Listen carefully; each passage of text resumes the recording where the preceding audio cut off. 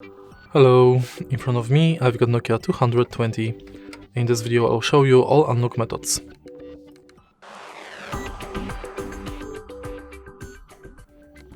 In the beginning let's go to menu and enter settings.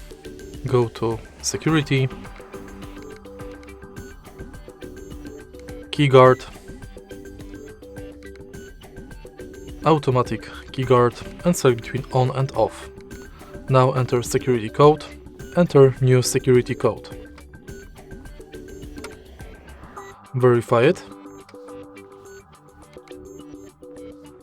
And now we can lock the phone. Unlock it with the security code. To disable it, again go to settings, security, keyguard and disable it. And that's basically it. If you find this video helpful, please leave like, comment and subscribe.